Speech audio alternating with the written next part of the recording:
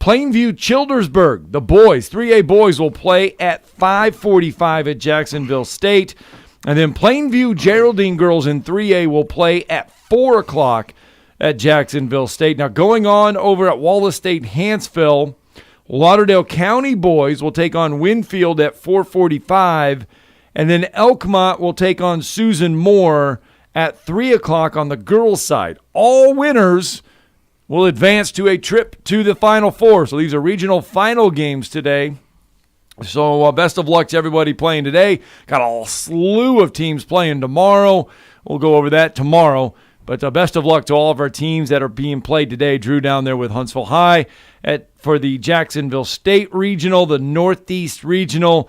Huntsville take it on Spain Park. So best of luck to everybody there. We're going to start with basketball, high school basketball, because this is just a travesty. Now, the Alabama High School Athletic Association does some good things. They helped put on a great state wrestling tournament this past weekend, but the Huntsville Sports Commission did a lot of the heavy lifting there. Mark Russell, Brooke Izzo, Jalen, and everyone, they did a fantastic job with that. But the Alabama High School Athletic Association needs to take a look in the mirror and needs to really change how it does a lot of things. And I think a lot of people already know where we're going with this. Over the weekend, earlier in the year, we did talk about Oakwood Adventist on this show. And Steve Moulton filling in for Drudy Armand today, doing another double take. You got the drive today as well? Just a 1 hour show today. Okay, so you're good to be here this morning. Yeah. So, it's 2 hours of nothing. 2 hours of nothing. That's what we do. But anyway, so to fill everybody in, here is why the Alabama High School Athletic Association needs to be ashamed of themselves. And we're not going to hold any punches on this one. Oakwood Adventist. Oakwood, it's part of the Oakwood Academy up there, North Huntsville. They are a full varsity member now of basketball, building a program. They're 1A school. They're taking steps. Their records have not been great over the last couple years. This year, they played Huntsville High. They weren't afraid to shy away and play some of the big teams. They played Huntsville High, actually hosted Huntsville High earlier this year. Steve, they made it all the way to the regionals at Wallace State Hanceville. Second round. Made it all the way there. Yeah. Or, my bad, I believe it was Jacksonville State. They made it all the way there. Beat Skyline in the first round. Did it. Amazing. But their next game was supposed to have been on Saturday at 4:30. Yep. Oakwood Adventist probably gives it away, Seventh-day Adventist school. Because of the Sabbath, they could not tip off before sunset, which was 5:37, I believe, Jacksonville time. 5:37 was sunset. So, Oakwood Adventist reached out to the teams playing at 7:30. Reached out to their opponent and asked them if they could switch the games. Decatur Heritage. To play at 7:30. And Cornerstone. Everybody said yes. Yep, except for one. Everybody said yes. Except for the Alabama High School Athletic Association, who came up with a statement that said all regional games are supposed to be played when scheduled. That was it. That was the response from the High School Athletic Association. Shame on them. Shame on them. They don't play games on Sunday. A lot of people were like, well, they don't play games on Sunday. Why is that not right? Alabama High School Athletic Association took a lot of heat from this. Rightfully so. Because Newsweek, a lot of national attention on this, because Oakwood Adventist ended up having to forfeit their games. Officially a 2-0 score. Yes. Forfeit. Because they wouldn't let them switch games to play at 7:30. So let me tell you how classy Oakwood Adventist was. Their team went down to the regionals after sunset and watched Decatur Heritage play and cheered them on. And they won. Yeah. Decatur Heritage now plays Faith Christian tomorrow at 5:45 p.m. This is just every single time I think the AHSA has turned a corner, they make up for themselves, don't they? Nope. I mean, this is just embarrassing. A lot of people are calling, and I don't know if this is too strong. Take a look at social media, and social media right now they're skewering. Is just pounding the Alabama High School Athletic, and rightfully so. Yeah. Gestapo is a word that is being used on social media. It is just it's an embarrassment, really, because you have kids that worked for it. You have kids that did everything right, and they wouldn't change. You have to applaud the kids because they stood with their faith. They didn't waver. You know, if they would have played, then the High School Athletic Association would have looked, I think, they would have been like, well, that's what they were supposed to do. But I applaud the kids for not playing. I know that was a hard choice. It was a hard decision to do. But the Alabama High School Athletic Association needs to take a look at themselves and figure this one out, because I don't see what it would have hurt. And it's not like it was different classes either. No. This was 1A, 1A. This wasn't like it was 1A and then a 3A team needing to switch. This was two 1A schools offering to switch. It was the same class, same region, everything. If they would have put Oakwood Adventist to play at 7:30, no problem. Should have done that to begin with. Anyway, 256-576-4977. That's how we get started this morning on the Neighbors Wealth Management Hotline. Safe to say right now, the Alabama High School Athletic Association is a leading candidate for Moron of the Month. Oh, Lord. Oh, my God. Well, Jeff from the Borough with us. Good morning, Jeff. What was that about? When you guys want to play 11:30 a.m., is that when y'all want to play y'all's ball games now? Or? No, they were supposed to play at 4:30. They asked to switch at 7:30 because they needed to play after sunset. Oh, okay.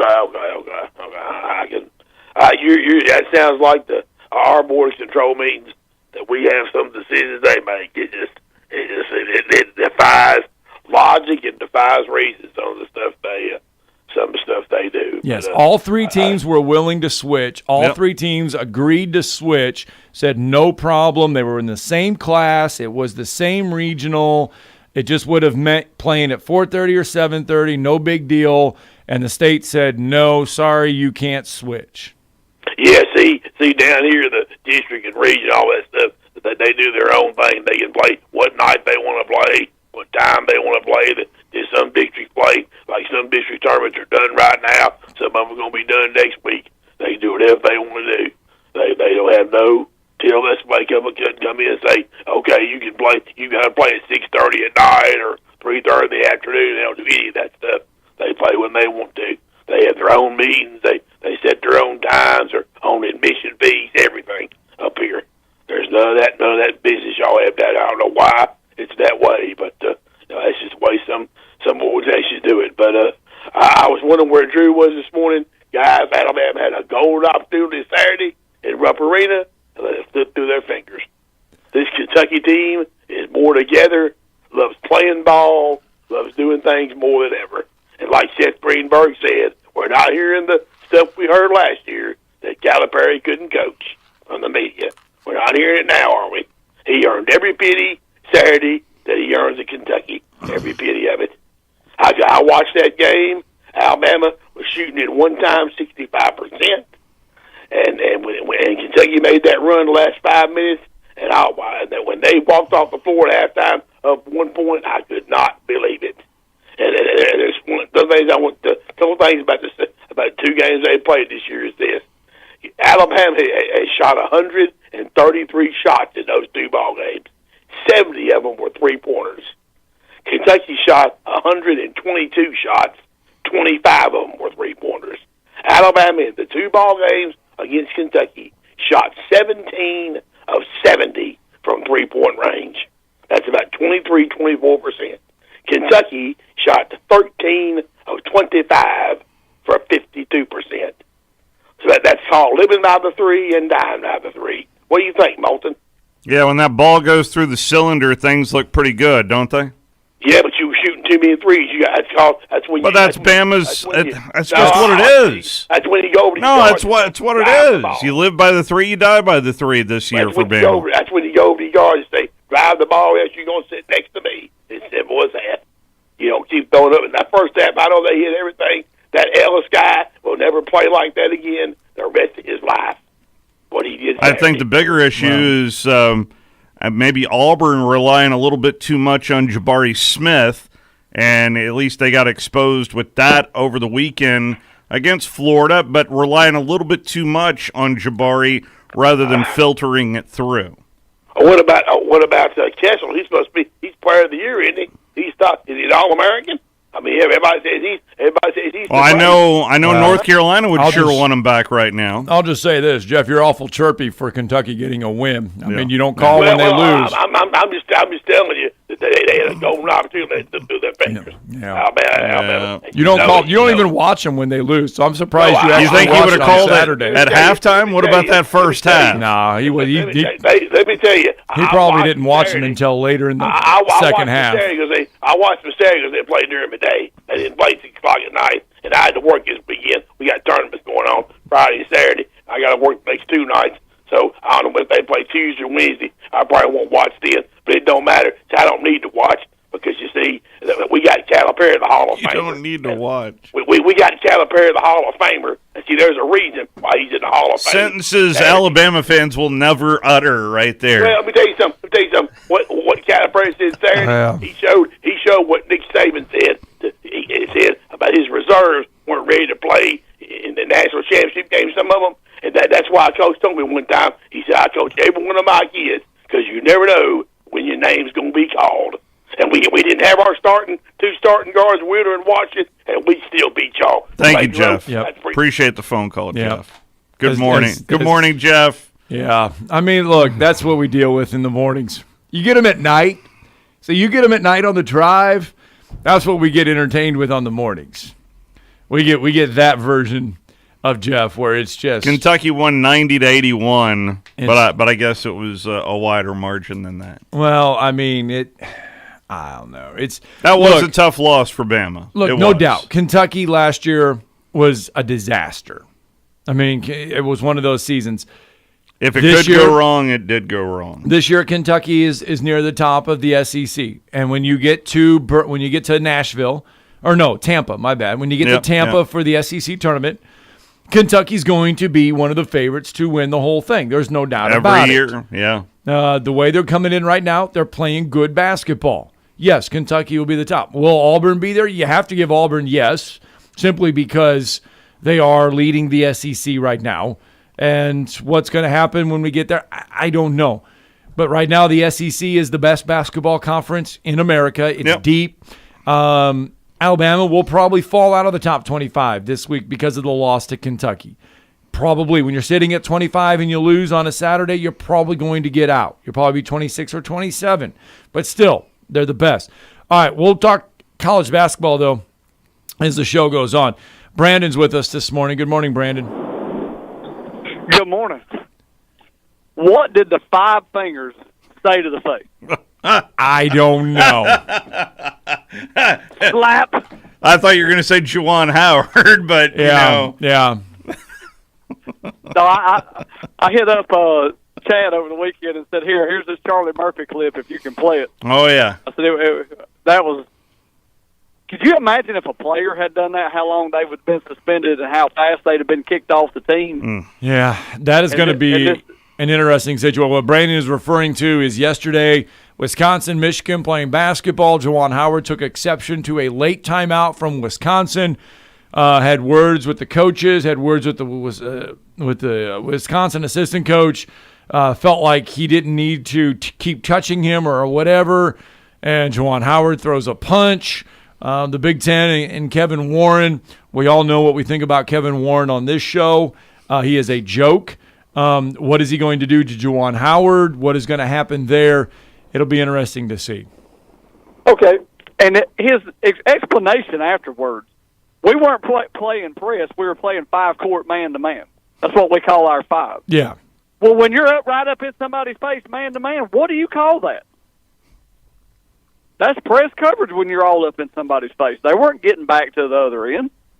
They were trying to scrap it out to the very end, and he couldn't even give a good explanation as to why he was pressing so hard when he knew the game was over. And they were the Wisconsin backups. Wisconsin had already put the backups in at that point. They were facing a 10-second call. That is why Wisconsin called the timeout, according to their head coach. Yep. And so, I don't know. It's basketball. It's Big Ten basketball. But the only way to describe it is it is intense. It is a little different, and they treat it a little different. A lot of comparisons to a former Ohio State football coach, at least that I'm reading about on social media, that cost him ultimately Woody's job there at Ohio State when he punched a player on the sidelines. Woody Hayes back in the day, yeah. Well, I remember Urban Meyer against Georgia with Tim Tebow up 4 touchdowns, calling timeouts with 1:20. And if it had been anybody but Mark Richt, somebody probably would have got punched. But that just ain't Mark Richt's MO. So it must be a Big 12 type thing, because I saw Urban Meyer do that to some other smaller schools while he was there too. Yeah. Jeff talking about don't need to watch the game. I got a 60-inch TV in my bathroom with my clear shower. I was watching that Alabama game because I need to watch it. Even when I had to take all that ass whooping, I still watched it. That's good, because he doesn't. We all know that. Yeah, it just turns the TV Conveniently, he's busy when Kentucky loses. Well, unfortunately, I've seen Alabama lose a few, and I wasn't busy. I was there for them, and and credit to you, Scott, for that comment you made about having LeBron host the conference realignment show.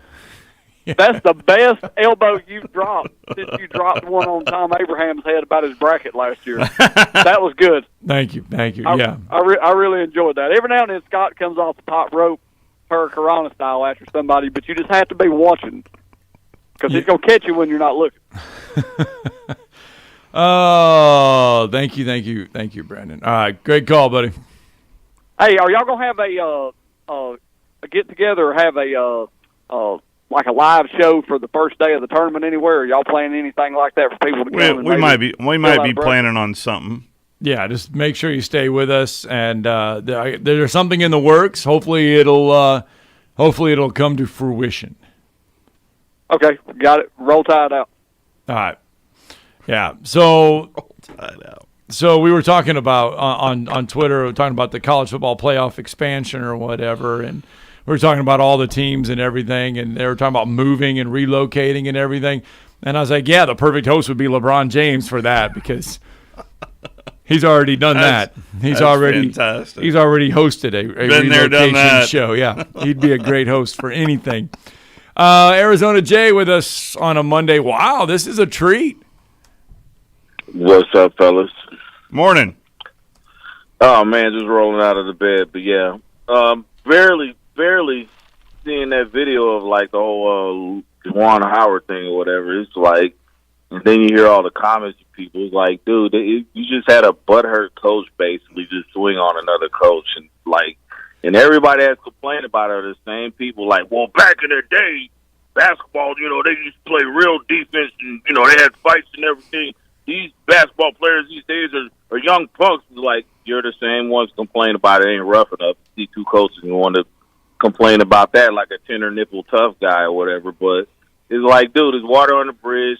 Juwan was just butthurt, and really it's kind of like, dude, you swinging on somebody after everybody getting in between. So it's kind of like, it's like, I don't know, it's like two butthurt old ladies or whatever. But it's like, but everybody like going crazy over this. No, he should be kicked out of the United States of America for that, because, I mean, just hearing all the comments on the radio, it was like, and I'm sitting there like, well, what the hell did he do?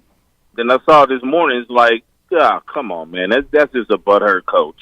It's a butthurt coach, but he's going to get suspended. He's going to get suspended for a lengthy time. Yeah, he should get suspended. But, I mean, that was all just butthurtness. But you hear people on the radio, like making a race thing out of, like, one dude was like, oh, I'd be careful because the cops arrested a young black kid and they didn't know what happened. And the dude on the radio was like, bro, I'm dark-skinned. What are you talking about? I'm going to hang up on you. Watch your fingers. And then another dude was like, well, the Fab Five were nothing but gangbangers. And Juwan's one of them. And the other dude was like, what show are you listening to? Seriously. Man, this is all those national shows and all these crazy people. Like, everybody was on both sides of the fence, making it way further than what it was. And then when I got up this morning and watched it, I was like, what? He needs to get suspended for that. And it's just a butthurt coach. I remember when Calipari almost got jumped on by that one coach, and it was at the press conference. It was John Chaney. That was John Chaney. Yeah, he was like, I'll kill you. Yeah, he got under Chaney's skin, and Chaney said he was going to kick his you-know-what. Yeah, and that's what happened. I think Juwan has had a bad year, and now he's all butthurt. And, yeah, he needs to get suspended for that. You know what I mean? Plus, you're swinging on somebody when people get in between you. But everybody making something out of this that is not. And, like, this is like old-school stuff that used to happen back in the day. And all these get-off-my-lawn basketball fans is all of a sudden complaining about it, all huffy-puffy. But yeah, the old Big East basketball, but this was a daily occurrence back in the day. Back in the day, and now everybody's all, like, sensitive over this. Like, dude, come on, man. You're the same ones that say basketball ain't tough enough, ain't enough controversy, and you got it, and now you want to complain about it like little old ladies. Like, come on, bro. Yeah, he needs to be suspended. Yeah, he will. All right, Arizona Jay, thanks for the call, buddy. We got to move on. Yep, we got to get a break in because when we come back, Travis Reier will help us break down that Alabama-Kentucky game. Plus, college baseball's underway. We'll get Travis Reier's thoughts on Bama's opening weekend. You're listening to Talkin' Ball on 97.7 ESPN, The Zone.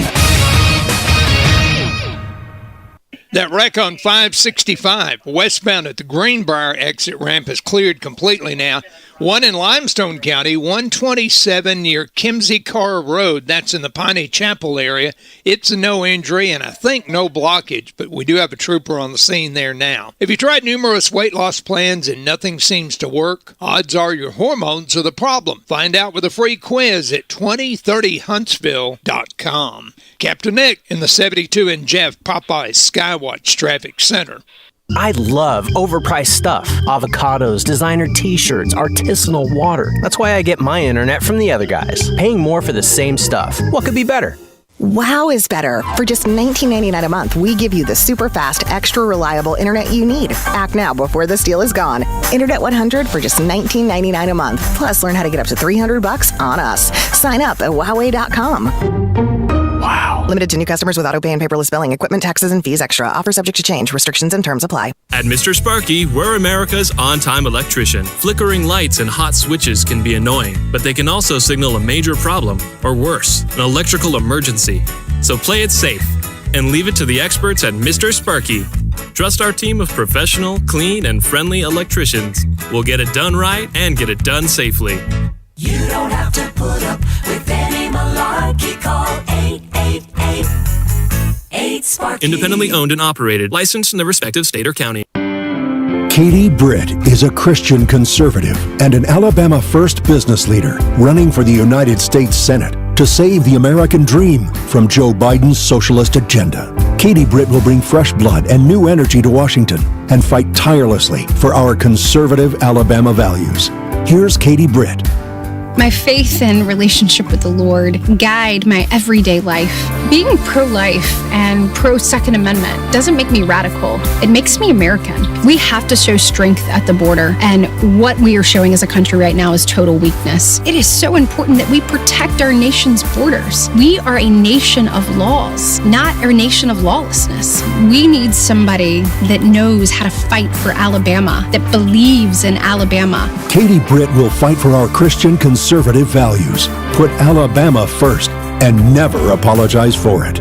I'm Katie Britt, and I approve this message. Paid for by Britt for Alabama, Inc.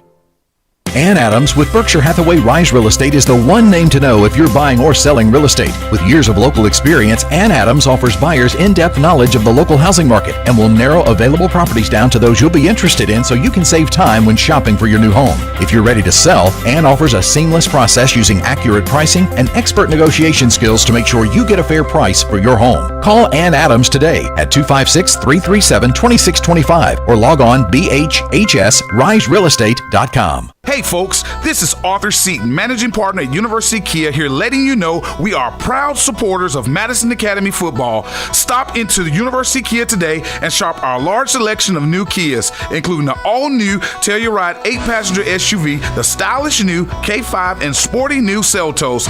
Visit universitykia.com to view all our great offers and get pre-approved in minutes so you can drive home your new Kia today, because we want to see you in a Kia. Go Mustangs! I wanna thank you. Thank you for making us your number one choice for sports talk in North Alabama. Thank you. Thanks. Thank you very much. 97.7 ESPN, The Zone. This is Chuck Oliver. Listen to me coming up at noon today. Now, back to Talkin' Ball with Scott Tyson and Drew DeArmond on 97.7 ESPN The Zone.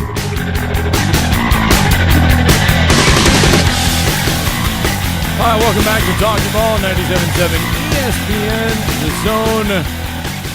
Scott Tyson, no Drew DeArmond today. Steve Moulton filling in for Drew DeArmond. Drew is in Jacksonville at Jacksonville State. Huntsville taking on Spain Park later today at 10:45. But our good friend, he joins us each and every week to help us break down the Alabama weekend on the basketball court. And this week, it involves baseball as well, because college baseball, that was one of the good things over the weekend, was that college baseball is with us. But Travis Reier joining us now on the Neighbors Wealth Management Hotline. Travis, you are with Scott and Steve on this Monday. Welcome in. Good morning. How are you guys? Doing well. How are you? Good. Well, Travis, we start with Alabama basketball. We knew going in it was going to be a tough task going up to Rupp Arena to get that win over Kentucky for, 70, 80% of the game. It looked like Alabama was going to leave Lexington with that win, but Kentucky ultimately prevails. Yeah, you got the start you needed for sure. If you're Alabama, it's good to see Jaden Shackelford and Keon Ellis find it very early in the game, especially after their struggles midweek against Mississippi State and that tight win. But Kentucky with just a couple of big runs, one there at the end of the first half after Alabama had played so well, especially on the offensive end, for about 15 minutes or so, and then Kentucky closes that half with an 11-0 run, goes on a 20-2 in the second half, and just have to give Kentucky a lot of credit, because to be without Ty Washington and Severe Wheeler on the ball, just a tremendous performance. You expect it from Oscar Tshiebwe in the post, and he was certainly that guy with his latest double-double, including 21 points, but Kellen Grady was a real problem from three, and Kentucky just the more efficient team of the two. Shoots 53% from the field, 64% from three, and outscores Alabama by 8 from the free throw line. So, tip to finish anyway. It was a game in which Kentucky, even shorthanded, did what you expect a top 5 team in the country to do.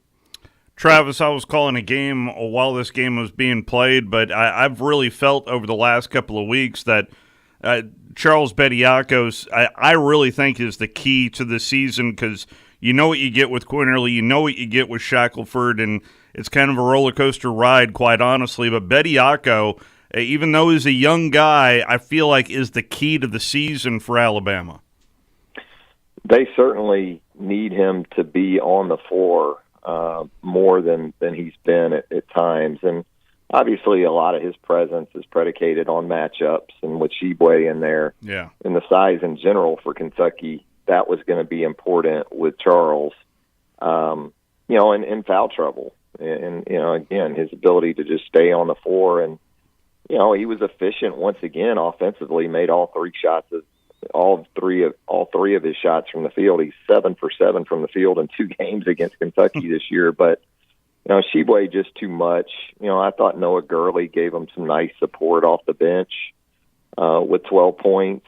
But Sheboy's going to be a handful for just about anybody he runs up on. And Alabama did a pretty good job on him the first time around earlier in the month. Didn't at least let him go off on the offensive end. But with 21 this time, he was tough. And, so much of the load gets put on Alabama's perimeter players. It's almost game in, game out that, the expectation or the hope anyway is that Quinterly, Shackelford, and Keon will combine for somewhere in the neighborhood of 60 points. And they've done that on a few occasions this year. But this was the latest sort of illustration of the inconsistency they not only have in a particular area of their game that they need a lot out of, but just extended stretches, where they just don't answer the bell. So, we can talk about offense and those things. And I think your point with Bediako also involves certainly the defensive end because of his length and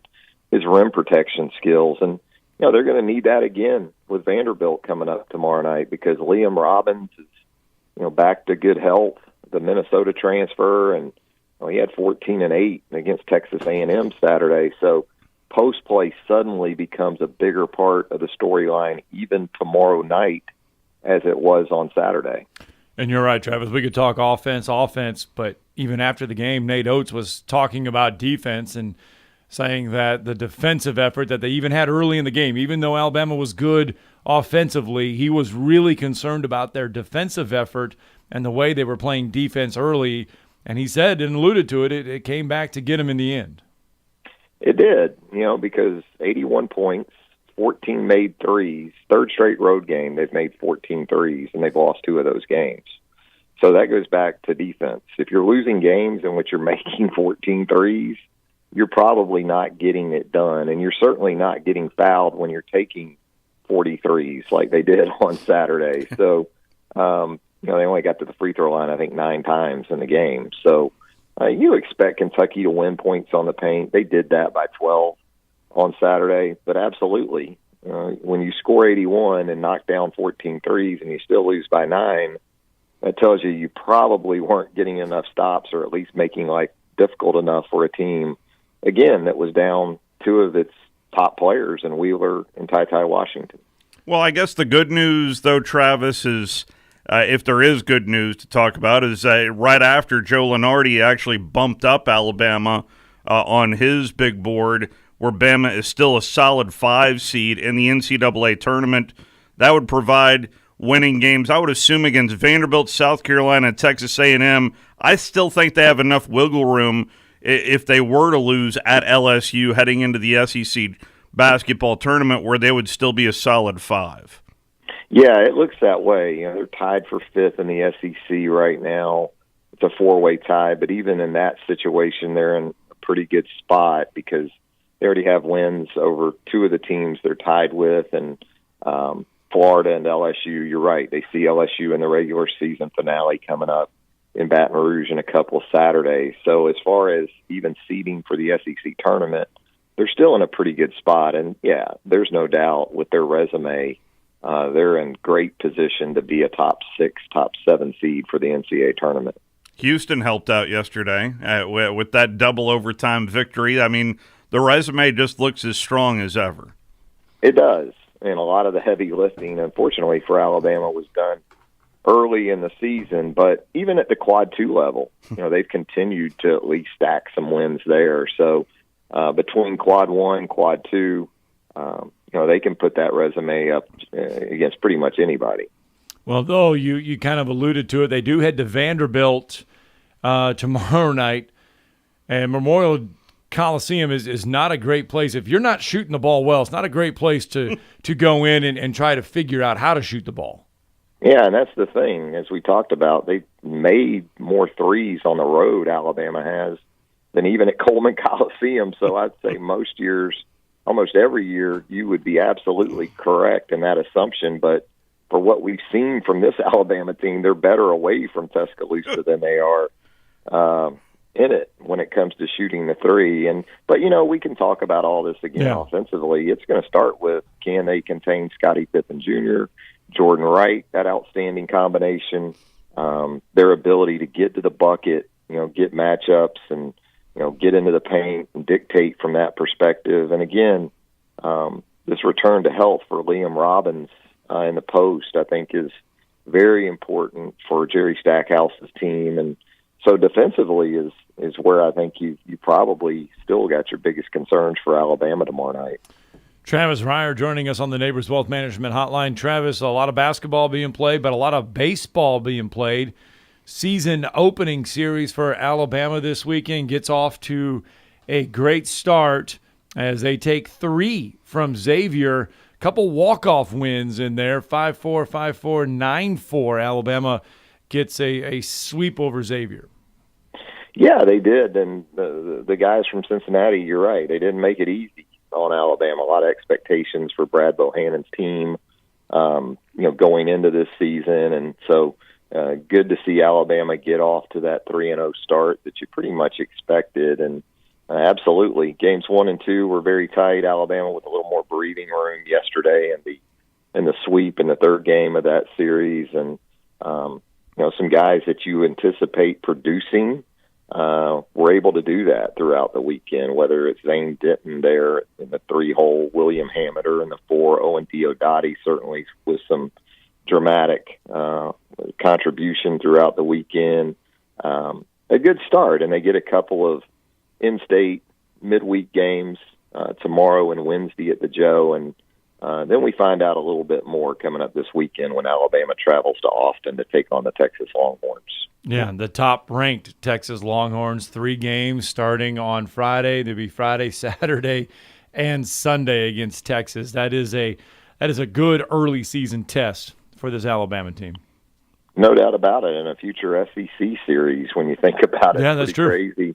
From that perspective, we talk so much, obviously, about football and how the arrivals of Texas and Oklahoma are going to impact things from that perspective. But, man, when you think about baseball and softball and those programs coming into the SEC, it's certainly going to enrich the conference from those perspectives as well. Travis, what's the early returns on the arms, especially with Brock Guffey getting a win and a save as well in this first series? How did the pitching staff look? It looked pretty good. I'd say it was solid for the most part. So I think, with Antoine Jean back, he's kind of an anchor guy in that weekend rotation, you're hoping at least. That's always the question mark, as you know, Steve, in college baseball. And even from the opening weekend to, say, the SEC tournament, things can change dramatically because of injuries and performance and just the unexpected that comes with pitching at really every level, but certainly even at the Power 5 level of college baseball. And depth in general, it's why these mid-week games also are so important this time of year. You get into the season, you get a little bit later into conference play, and they're not as critical. But, boy, in terms of trying to still identify and develop a sense of security with some of these arms, games like Jacksonville State tomorrow, Alabama State coming up, you see them on the schedule and you say, not a big deal. But absolutely, if you're Brad Bohannon and you're trying to establish, solidify a pecking order,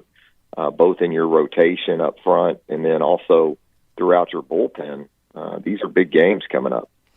Softball, Patrick Murphy and company off to a perfect 9-0 start with a couple more wins this weekend against Middle Tennessee. They had 2 against Middle Tennessee State, and then they had, and with some against Virginia Tech as well, 8th-ranked Virginia Tech.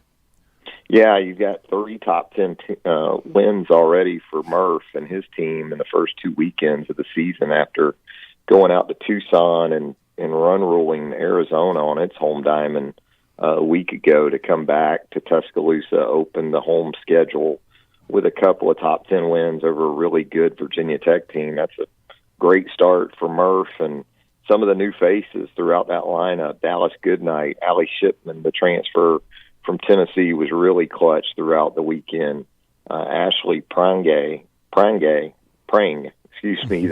transfer from Ohio State. Megan Bloodworth, a true freshman, doing some really good things, especially last weekend in Tucson at the plate. And, you feel good about Kaylee Towle being back, and Savannah Woodard and Jenna Johnson at the top of that lineup with a .435 average through a couple of weekends. And you know what you've got in that pitching staff. I mean, Lexi Kilfoyle and certainly Montana Fouts in those games against top 10 teams so far, three games, 3 shutouts for your top 2 arms against Arizona and Virginia Tech. Yeah, I don't have to ask you about the girls in the circle. I mean, goodness gracious.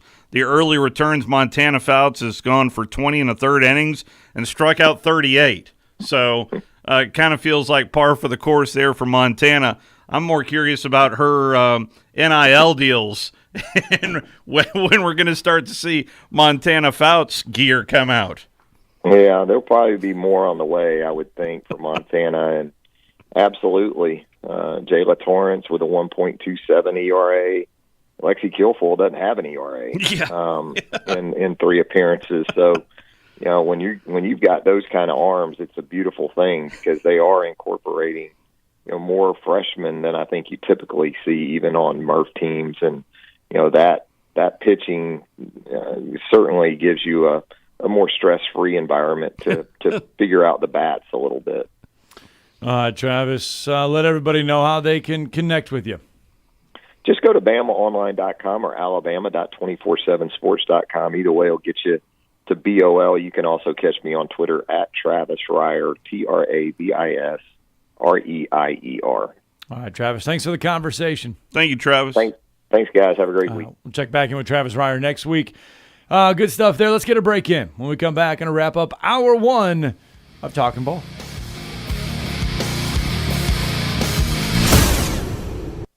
You're listening to Talkin' Ball on 97.7 ESPN, The Zone. Working on one rack, Limestone County, 127 at Piney Chapel. That's at Kimsey Carr Road. No injury involved in that one. Got a trooper on the scene trying to get it wrapped up. The wreck on 565 westbound at Greenbrier is gone. The big box is back at Popeyes with 2 pieces of that Louisiana seasoned chicken, or 3 tenders, 2 sides, and a biscuit, only $6. University in Jordan, 72 in Jeff and North Parkway. Captain Nick in the Popeyes Skywatch Traffic Center. Joe Biden's disastrous withdrawal from Afghanistan left Americans behind and cost the lives of 13 service members. Black Hawk Down veteran Mike Durant is alive today because his brothers refused to leave him behind. Durant has had it with the career politicians. Why does Joe Biden disgust me? 13 dead in Afghanistan. 13 more Gold Star families because of him. Biden has spent his whole life in politics. And when our men and women came home draped in the flag, he had somewhere else he wanted to be. Time's up for Joe Biden. President Biden is the one that deserves the shame. He's more concerned about his watch. He obviously was doing the motion of checking his watch. I saw it. Many of them said he didn't just do it once. He did it with almost every single family. Send Joe Biden a message. Vote Mike Durant in the Republican primary. I'm Mike Durant, a candidate for Senate, and I approve this message. Paid for by Durant for Senate. For over 20 years, Audio Insight has been designing and installing systems that integrate today's technology into homes and businesses all over the Tennessee Valley. At Audio Insight, they don't provide one-size-fits-all system solutions. Instead, they design your system from the ground up based on your valuable input. By working closely with you, Audio Insights can ensure that your system will meet your performance, budget, and aesthetic needs. Visit the showroom at 1229 Putman Drive off Jordan Lane and experience some of their fine products firsthand. Visit audio-insight.com to learn more. I'm attorney Gary Lackey. You know, you'll hear people say we're like a family, but here at the Lackey Law Firm, that's really true, not just a saying. I'm Justin Lackey. With my father and my sister, we have a special connection to each other. I'm Jennifer Lackey. At the Lackey Law Firm, when we take on your case, you become part of our family. You really do. And we'll always do whatever it takes to get everything you deserve. If you're injured, you worry about getting well, not about paperwork or insurance companies or figuring out how to get to your lawyer's office. I'll come to you. We worry about your case so you don't have to. When you've been injured, we know that your case is probably the biggest thing going on in your life. More important than almost anything else. And it's important to us, too, for one simple reason. Family takes care of each other, and at the Lackey Law Firm, we'll take care of you. The Lackey Law Firm. The Lackey Law Family. 1-800-4RIGHTS. No representation is made that the quality of the legal services to be performed is greater than the quality of legal services performed by other lawyers. When you call most roofing companies, all you'll hear is, you need a new roof. Not when you call Fleming. At Fleming Roofing and Restoration, we're focused on your needs, whether it's an easy repair or a full roof replacement. Folks around here trusted Fleming since 1965 for all their residential and commercial roofing needs. And as the area's storm damage experts, Fleming knows all the ins and outs of the insurance claims process. Log on FlemingHSV.com to schedule your free estimate today. Fleming Roofing and Restoration. We show up. Hey man, this is John Dees, pastor of Cross Point Church. Hey, whether your own marriage is like first and goal on the 1-yard line or you're sitting at 2nd and 26, there's things that can be learned which will help us grow in our marriages and grow closer to God and to each other and to finish the game well. So if you are married, single, or single again, our new marriage series, I Do, Building Our Marriage, is for you.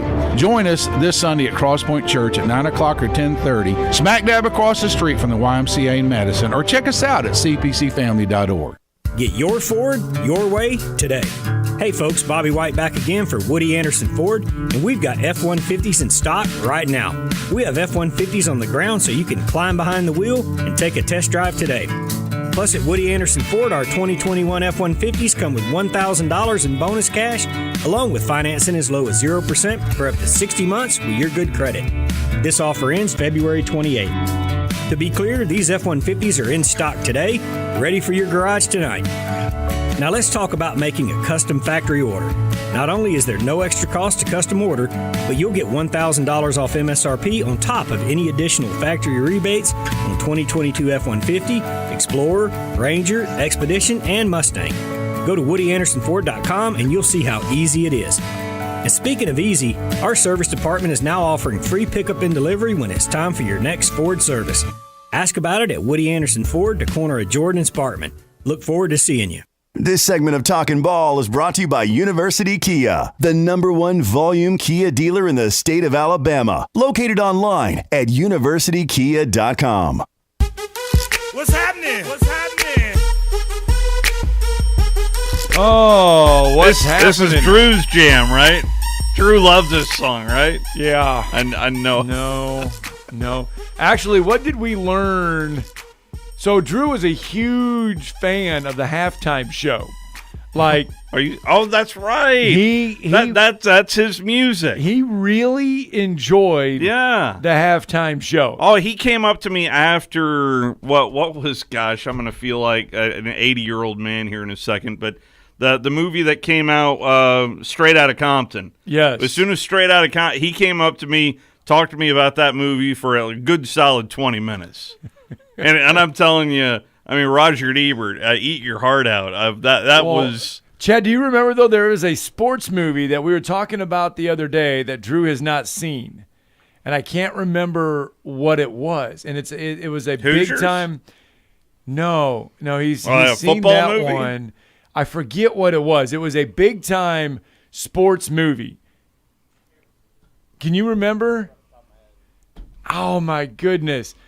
I was like, you've not seen this. Is it a football movie? Oh, my gosh. And like Longest Yard? Or I don't think it was Longest Yard. No, and I don't think it was a baseball. It may have been a baseball movie or football. I'll have to remember what it was because Major League? I was shocked. Yeah. I was shocked that he had not seen this movie. I've actually, you know what? I don't mind telling on myself. There is a sports movie I still haven't seen that I still get gasps from my wife about, and that's Remember the Titans. Never seen Remember the Titans. Never seen it. Never? Never. And I have no idea why. Any interest in watching it? If it's on, I'll probably watch it, but I have not seen Remember the Titans. Any big movie that you have not seen? I'm trying to think. Sports-wise, I think I have seen them all. I do like Miracle. That's probably the one sports movie that I one kind is of good. reluctantly went into because my daughter wanted to watch it, and then I was pleasantly surprised by it. That one is good. My habit, though, is watching, like, Remember the Titans, Miracle, Secretariat. Yeah. I love that movie. Seabiscuit, that's a good one. But I go back and actually read what was true and find out after I watch the movie. I don't do it before the movie. Yeah. I do it after the movie, where I go and read what they did to make it more of a movie than less of the true story, and find out the true story of everything. Hollywood-fied. Yeah. How they Hollywood-fied these movies. Yeah. That's my bad habit of going through and Nothing wrong reading with that because I want to know the real story. Remember the Titans obviously has a few of those Hollywood moments in there. I guess when I watched the previews of Remember the Titans, seeing them dancing out there, it just felt. Now they did that though. It's a Disney movie, right? It is a Disney movie. It felt very Disney to me, and but it's not though, and it's one of those things. No, and it's one of those things where you go through and you watch that movie, at least Remember the Titans, and you go through and you go back and you read a lot of the stuff that happened. And a lot of the racial stuff that they kind of portray. Now, it is a Disney movie, so they could not go in really in depth on everything. Yeah. But a lot of the racial stuff that was going on, the segregation stuff that was going on during that time did happen. And they did touch on it a little bit in the movie. And they did kind of deal with that. And Herman Boone, head coach there, did have to go through a lot of the stuff that he went through in that movie. And so it was one of those things where you need to watch. Yes, you need to watch Remember the Titans. We need to have these days where I need to get a hold of that movie that Drew has not seen. And it's going to bug me to the nth degree that I've not seen it, that he has not seen it. Like Rocky or? No, I cannot remember it for the life of me. And I should text him right now and say, hey, what's the sports movie that you have not seen? I'll text him. And see if he would respond. But surely it's almost he's 8 up. o'clock. Surely he's up by now. Well, they play at 10:45. Yeah, he's down in Jacksonville getting ready. But if he responds and he lets you know what it is, you're going to be like, you've not seen that one. And I guarantee you will say that. All right. We talked about Michigan's Jalen Rose, but we have just a short time left here in hour number one. Juwan Howard, yeah, Jalen Rose. I wrote Jalen Rose down. You know, Fab Five, they're all interchangeable. Yeah, Juwan Howard takes a punch there. That's the big college basketball story. The other story that came out of that is Dick Vitale and a few others saying there shouldn't be a handshake line after a game, period. I don't buy that. I really don't. There's nothing wrong with showing sportsmanship after a game. How about just not be a turd when you're going through said handshake line?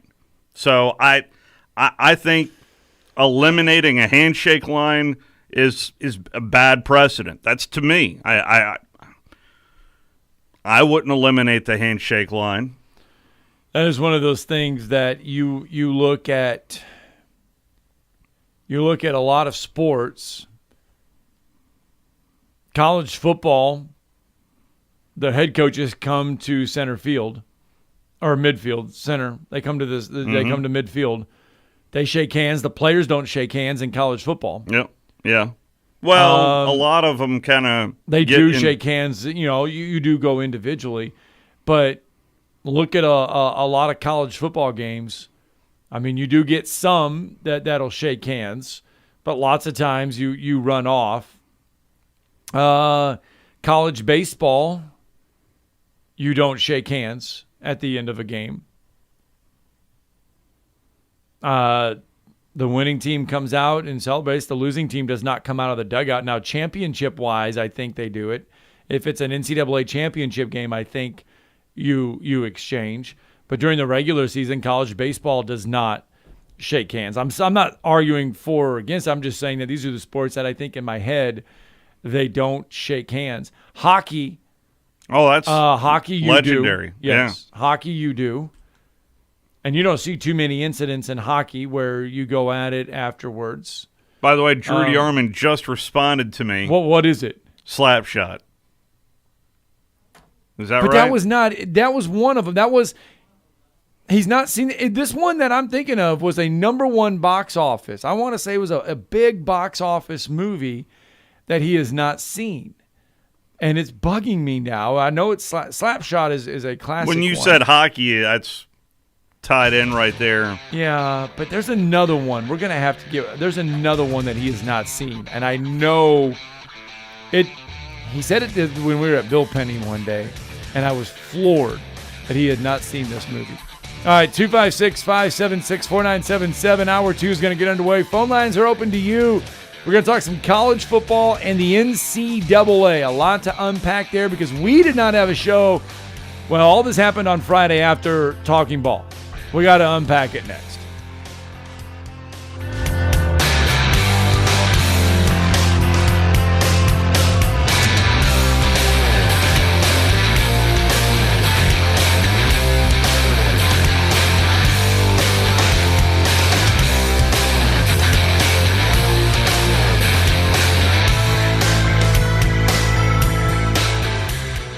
Tonight isn't just epic, it's extreme. That's right. The premiere of AGT Extreme with the biggest, most exciting acts you've ever seen. Like people swimming less than 30 minutes after they eat. Extreme. More like huge jaw-dropping acts. No special effects, no stuntmen, 100% extreme. Like full contact knitting. Extreme. Not exactly. This one's hosted by Terry Crews with judges Travis Pastrana, Nikki Bella, and Simon Cowell. Ooh. AGT Extreme premieres tonight on NBC. Or a bunch of puppies. Oh. Extremely cute. I give up. At Mr. Sparky, we're America's on-time electrician. Flickering lights and hot switches can be annoying, but they can also signal a major problem, or worse, an electrical emergency. So play it safe and leave it to the experts at Mr. Sparky. Trust our team of professional, clean, and friendly electricians. We'll get it done right and get it done safely. You don't have to put up with any malarkey. Call 888-8-SPARKY. Independently owned and operated, licensed in the respective state or county. WZZN, Union Grove, Huntsville, Alabama. 97.7 ESPN, The Zone. At in Limestone County, 127 at Kimsey Carr Road. That's Piney Chapel. No injury there. Working on getting it clear. Had one on 565 westbound at Greenbrier. Pulled it off to the right side of the road. It was slowing things down. It's completed now. February is American Heart Month. A great time to start a new healthy diet and to exercise. Dr. Randall Burns and the team at Huntsville Heart Specialist, Bob Wallace Avenue, can help you keep that heart healthy. Captain Nick in the Jordan Lane Popeyes Skywatch Traffic Center. From the Fox 54 Weather Center, I'm meteorologist Emily Owen. For this Monday, expect a partly cloudy start to the day. A few isolated showers possible in the afternoon. High temperatures topping out in the lower 60s. We could also see gusty winds as high as 20 miles per hour. For your Monday night, scattered showers are possible, a cloudy sky. Low temperatures falling into the mid-50s. I'm meteorologist Emily Owen on your home for ESPN Radio 97.7 ESPN, The Zone. This is Brett Musburger's Action Update. Heads up, sports bettors. Right now you can try VSiN All Access free for 30 days with no credit card required. Visit vsin.com/free month to sign up now. Here are the latest lines from my guys in the desert. Top 25 college basketball today. It's number 7 Baylor, a 4.5-point favorite at Oklahoma State. 138.5 the total at Gallagher-Iba Arena. 13th ranked UCLA, a 14.5-point home favorite against Arizona State. Number 18 Ohio State, a 7-point favorite at home with Indiana. 135.5 the total at the Value City Arena. Elsewhere, Florida State laying 1 at Boston College. TCU, the 4-point home favorite against West Virginia. Penn State +3 at Maryland. The NHL, the Maple Leafs, a $3.50 road favorite at Montreal. Carolina, a $2.05 favorite at the Philadelphia Flyers. I'm Mike Sennett with your action update from VSiN, the Sports Betting Network. Log on today, 977ESPN.com.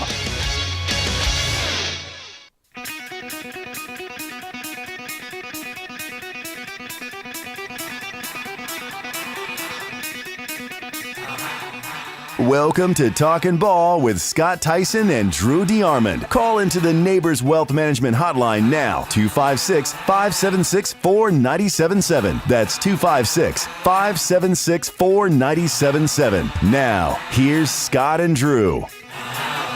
Welcome back to Hour 2 of Talking Ball, 97.7 ESPN The Zone. Scott Theisen, Steve Moulton sitting in for the illustrious Drew DeArmond. As Drew is in Jacksonville State. Huntsville High going to take on Spain Park today at 10:45. Class 7A boys. 3A boys, Plainview will take on Childersburg at 5:45. And then on the girls' side at Jacksonville State, Plainview will take on Geraldine in 3A play. Wallace State and Hansville will see Lauderdale County take on Winfield at 4:45.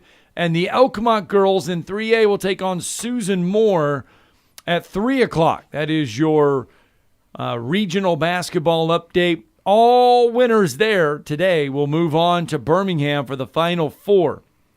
So a lot at stake on the hardwood today. Drew DeArmond. Huntsville have never been to a Final Four. That is never. Hard to believe. They're sitting 32 minutes away, and it's going to come against Spain Park. Spain Park is big, 6'7", 6'6", 6'7", I think. They're tall, they're nasty, they're big. They want to make it a slow-down type of game. They want to slow the tempo down to Spain Park. Huntsville, obviously. It was a little one-point game last year. I think 51-50. Yeah, Huntsville wants to put a little giddy up in their step and get this one probably a little bit into a track meet more likely than what Spain Park will want to do. So should be a fun contest, Drew DeArmond down there. All right. Friday, we did not get a chance to do any of this because, one, it's Friday, and it happens after our show, so we got to do it on a Monday. And no surprise here. This comes as no surprise because the whole story coming out of National Signing Day was that Texas A&M bought their signing class.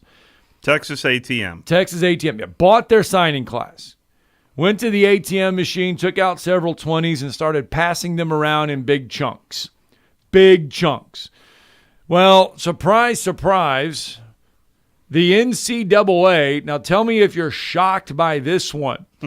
They come out on Friday, the board, the Division I Council, Board of Directors, met on Friday and said, and I quote, "We are concerned that some activity in the name, image, and likeness space may not only be violating NCAA recruiting rules, particularly those prohibiting booster involvement, but also may be impacting the student-athlete experience negatively in some ways.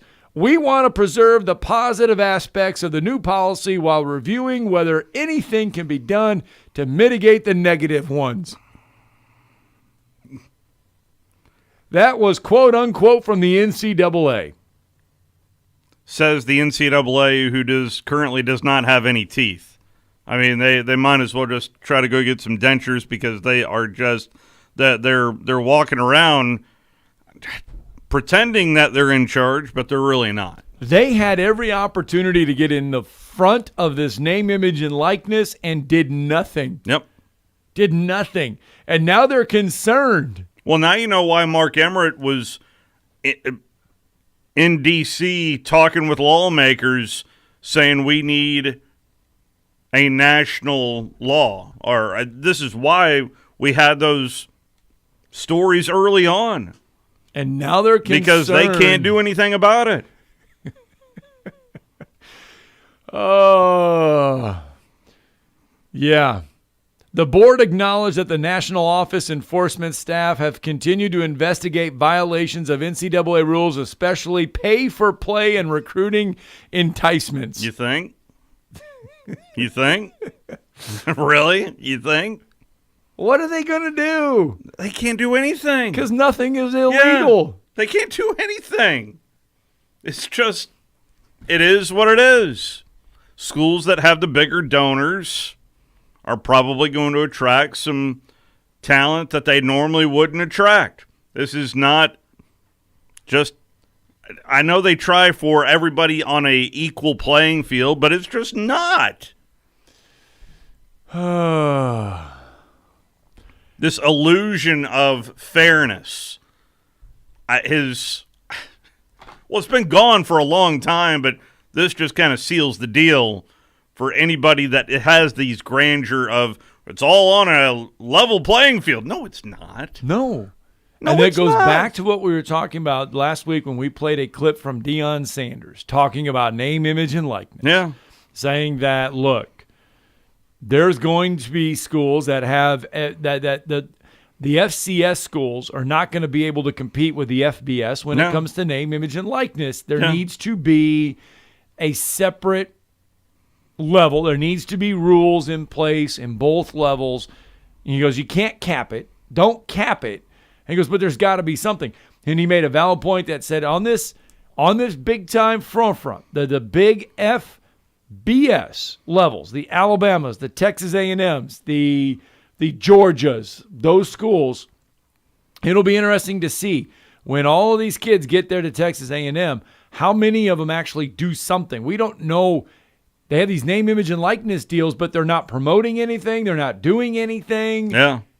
They're basically getting paid to be there. They're getting $50,000 or whatever. Remember that Miami booster is giving what? Each lineman $50,000? Oh, no, that's at Texas. That's at Texas. Or is it Texas? Yeah. Each lineman is getting $50,000. Each offensive lineman. When you said Miami, I thought you were going back to well, they're getting something too. They had a booster. They had a booster that stepped up and is paying them money. He stepped up, all right. I'm not sure Mario Cristobal wants that kind of booster help at the moment. Yeah. Boy, he's putting a heck of a staff together at Miami is Mario Cristobal. But it's interesting, though, that the NCAA on Friday now is concerned about the cheating that is going on with name, image, and likeness. Now they're concerned about it. The other big thing that happened on Friday impacts the college football playoffs, and I'm sure you guys delved into this ad nauseum on the drive, but we did not get a chance, and that is there will be no college football playoff expansion until 2026. And reading between the lines, basically you have this. The Big Ten and the land of fruits and nuts, the Pac-12, basically held on to the Rose Bowl and held it hostage and used it as a bargaining chip. And because they do not want it to start at any other time than the time that they wanted to start it at, which is what, 3:30 our time, 4:30, whatever. So the sun sets in the San Gabriel Mountains, all that other stuff. Yeah. And the ACC said and came out and said, basically, we see no need to expand the college football playoffs. We think it's fine just the way it is. Nobody can get on the same page. Everybody that was clamoring for college football playoff expansion now is saying they're happy with where it is. And I don't know. Nobody, it's so wishy-washy that we're not having it till at least 2026. Yeah, and the only group of people that are hurt by this the most are the fans. But, I mean, if you are the Southeastern Conference Commissioner right now and you're Greg Sankey, I'd be just fine with 4 teams. It's working out well. He said that. Yeah. He said, quote, unquote, I'm just fine with 4. It's worked fine for us. Yeah. We're happy with it. Yeah. But at the same time, too, Greg Sankey also said, hey, we don't mind if it goes to 12. Yeah. He said 4's worked for us, but we're fine with 12 as well. Well, he was on that subcommittee that stamped the approval. This before the Texas and Oklahoma news came out that more or less kind of squashed this quote-unquote goodwill of that subcommittee. And here's the thing, though. What concerns me about all of this, I shouldn't say concerns me, what caught my attention was that Greg Sankey said we need to rethink our college football playoff expansion. Yeah. So Texas and Oklahoma are set to come into the league. Probably 2025. I just had a back of my mind vision. What if they don't actually make it to the SEC? Meaning that they go back to the Big 12? Yeah. Is there a road to where they go back? I don't see that. I really don't. I just thought. Well, I know the Big 12 would love it. No, they would. I want to play devil's advocate on that one because you saw the money that just came out from the Southeastern Conference last week. Right. They're seeing dollar signs big time. They are. Even in a place like Texas and Oklahoma, there is still a financial benefit to flipping leagues. But the SEC, I think, was under the direction that, hey, we're going to expand to 12.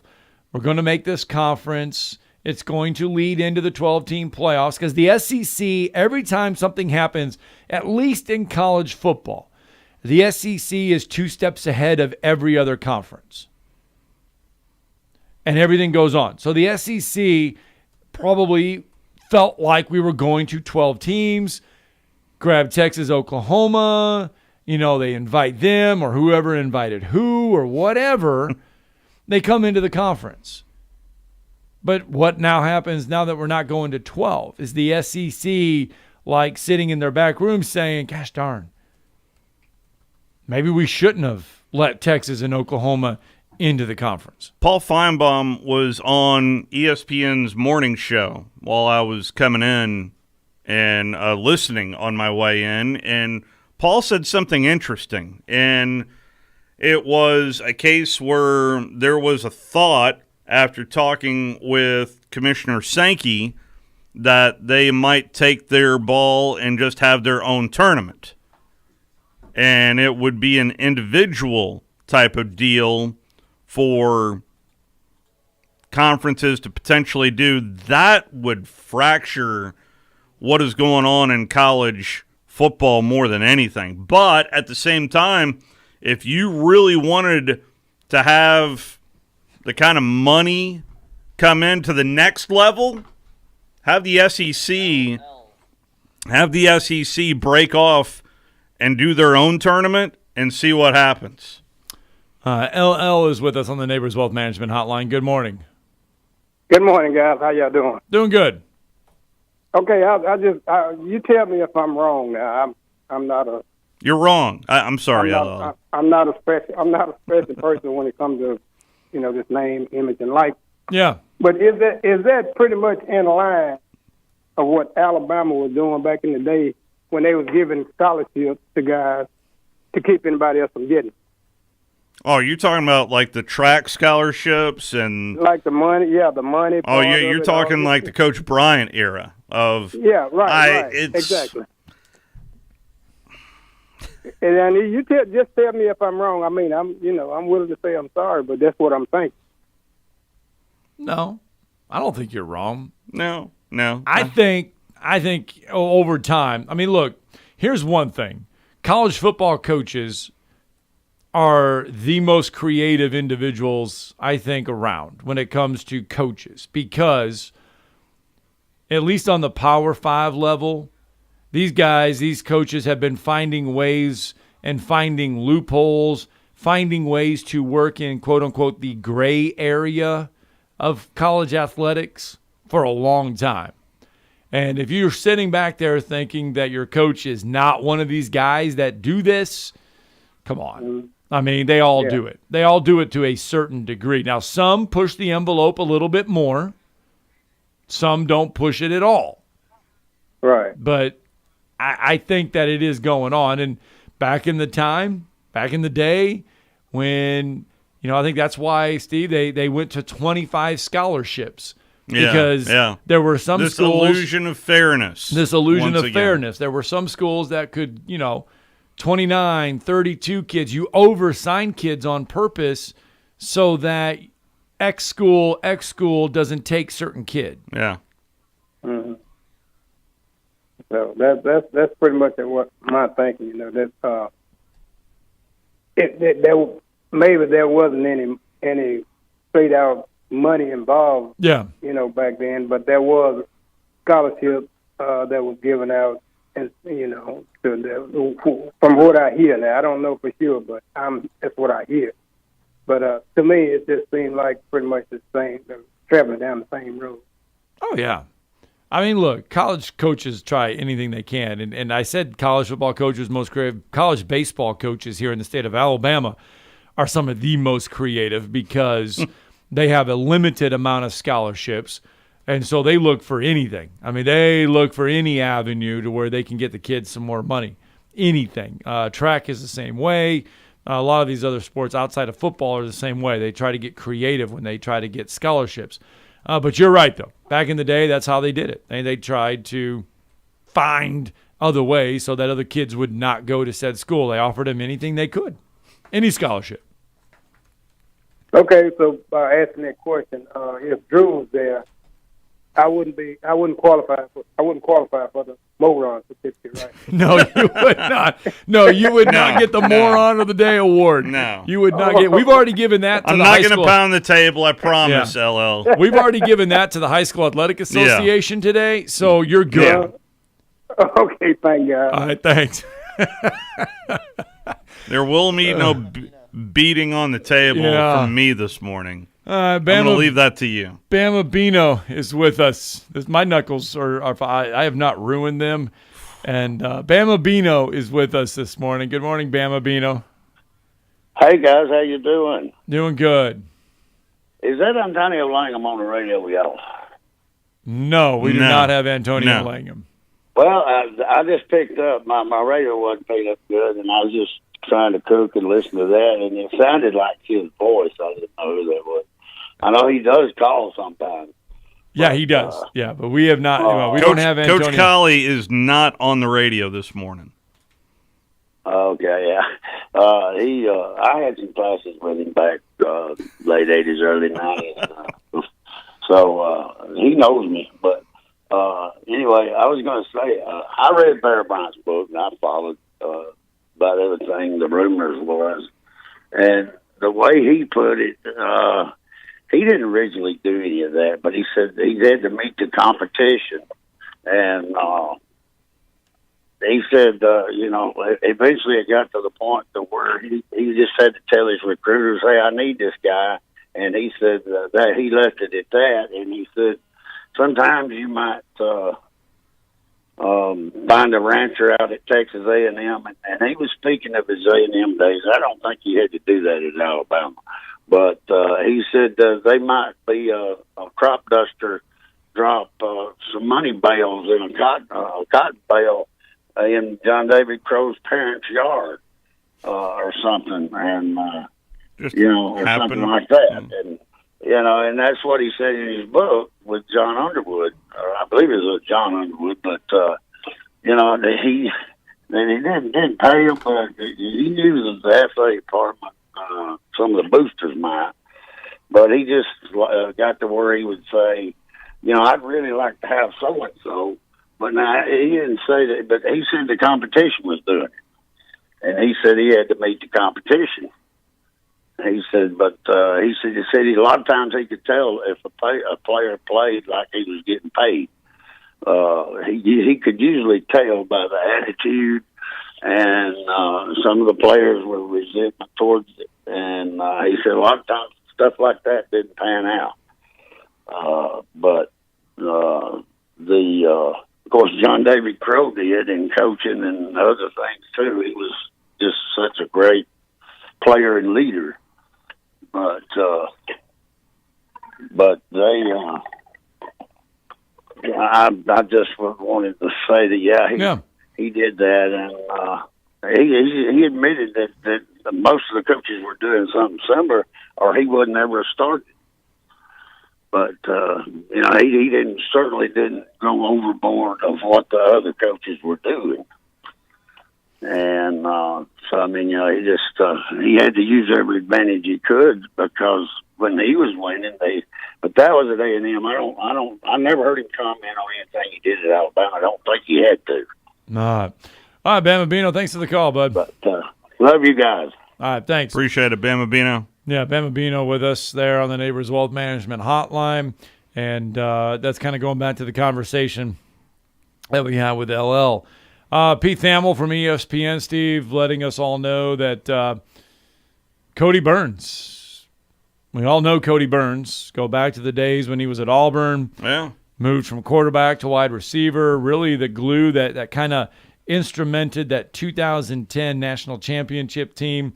Cam Newton comes in. Cody Burns does not play quarterback, and everyone knows that story. He goes on to coached at Auburn, has had stops along the way, now at Tennessee, and not headed to a college job, headed to the NFL.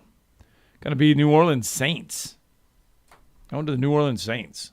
Cody Burns. How about that? It's It's an opening there on Heupel's staff.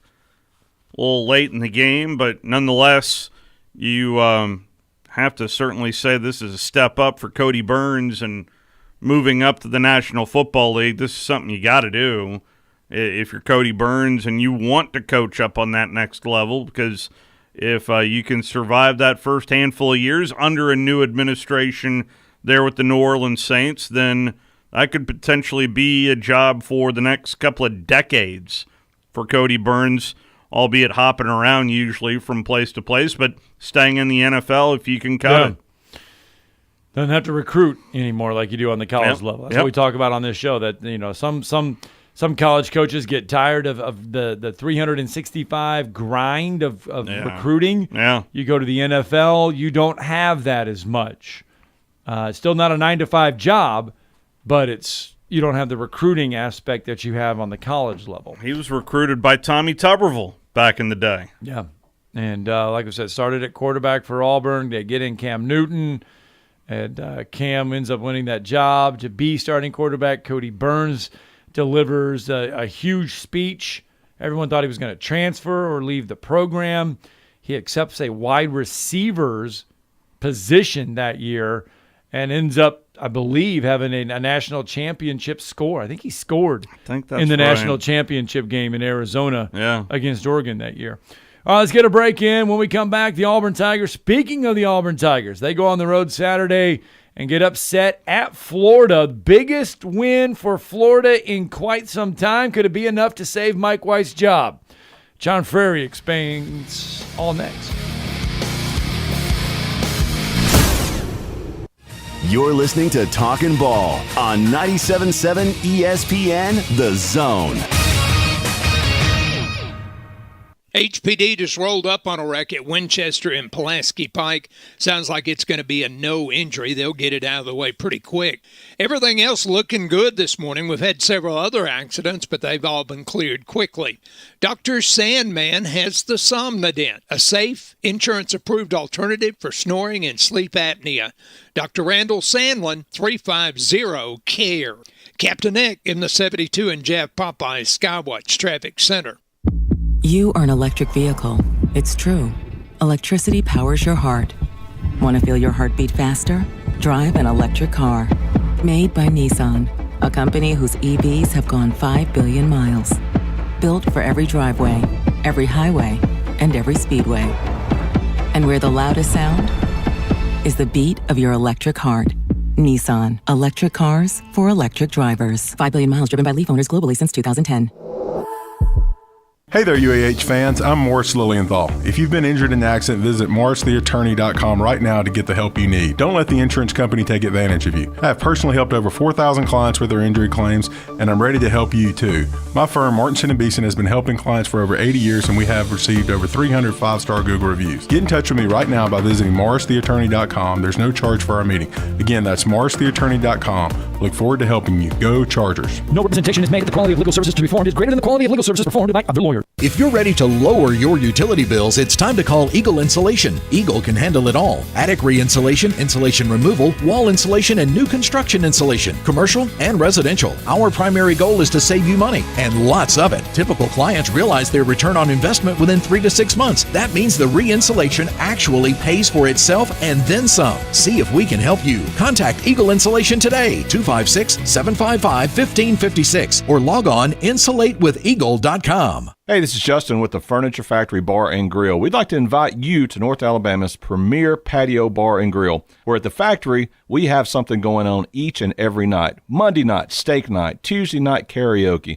Wednesday night, the Jeep community comes out for Jeep Jam. Thursday, it's bike night, the biggest in the valley. Friday and Saturday, live concerts on our 4,000-square-foot patio, along with drink specials and a beautiful staff. What are you waiting on? We will see you at the Furniture Factory Bar and Grill. Normally, when you call a roofing company, all you hear is, you need a new roof. Not when you call Fleming Roofing and Restoration. Since 1965, the folks at Fleming have been focused on what you need, whether it's an easy repair or a full roof replacement, commercial or residential. And when it comes to storm damage, you want Fleming on your side. They know all the ins and outs payouts of insurance claims and will guide you through the entire process. Log on FlemingHSV.com and book your free estimate today. Fleming Roofing and Restoration. We show up. This is the only place for Drew DeArmond, Wes Neighbors, and of course, Tom Abraham. I never met him, but I hear that he's a man of character.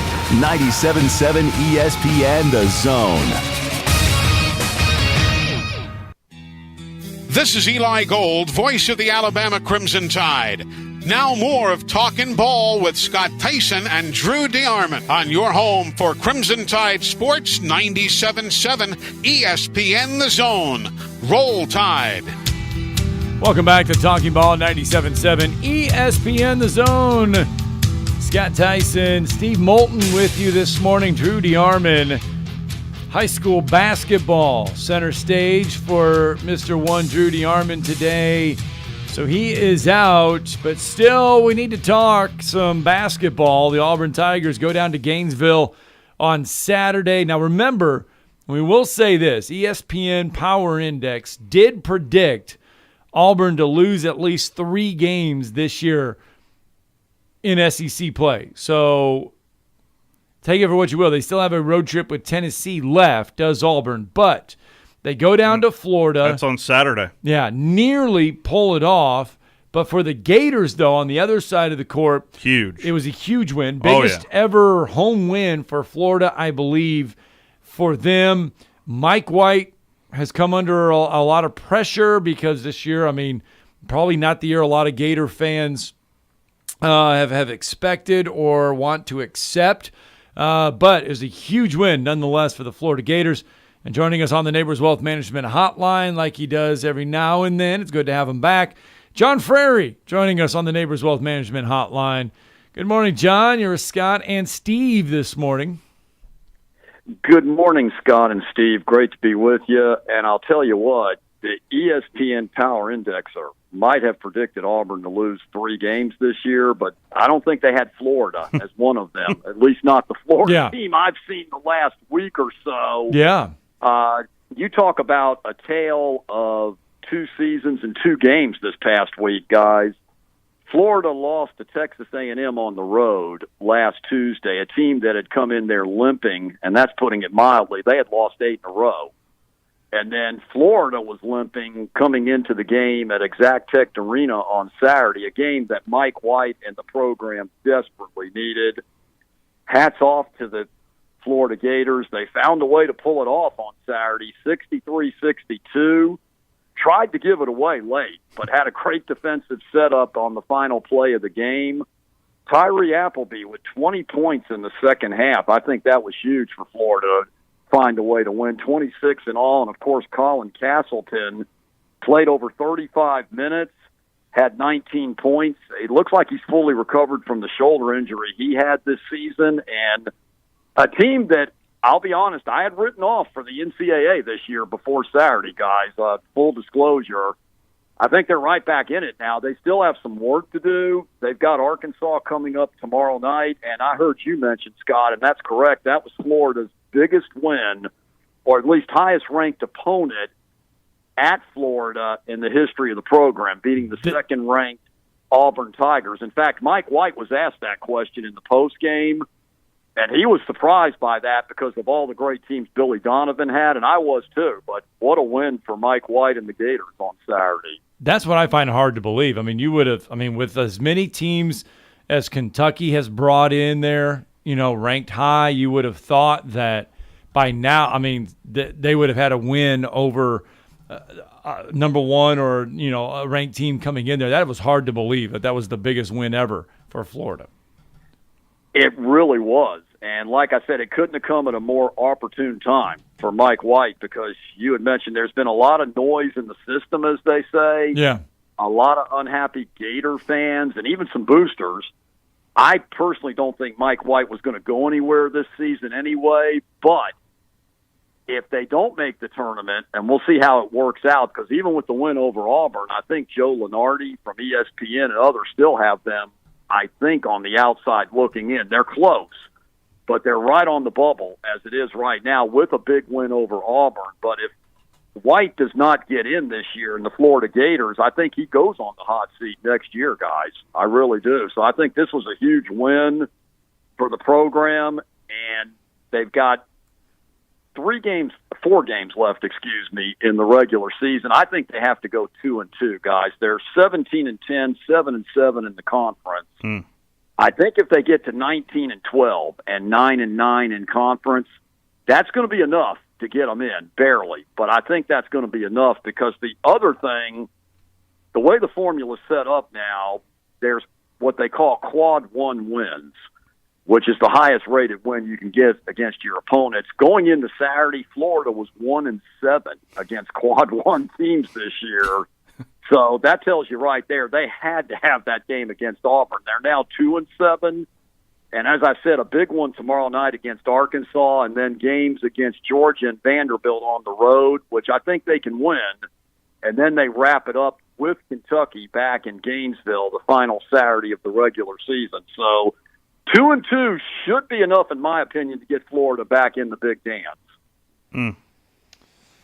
Lenardi does have Florida among the next 4 out at the moment, just to back up what you're saying, John. And it does feel like this team is still trying to remedy that loss back in the first semester to Texas Southern. It just feels like that is the albatross hanging over this team this year. Absolutely. If they had won that game, and who thought we'd be talking about a game? I think that was back on December 6th. I don't know the exact date. You're right. December. And it was a Monday night because I remember leaving my show thinking Florida's going to win this game, no problem. And listening to it, they were down by 13 points. I couldn't believe it. They lost by double digits to that team, who was winless at the time. No disrespect to the kids at Texas Southern, but that's what you call a quad 4 loss, and that's a devastating loss. And you're right, that's the one that's hanging over them right now, because if they just had that one game, and that shows you right there when fans say and folks say, well, a game in December doesn't mean that much.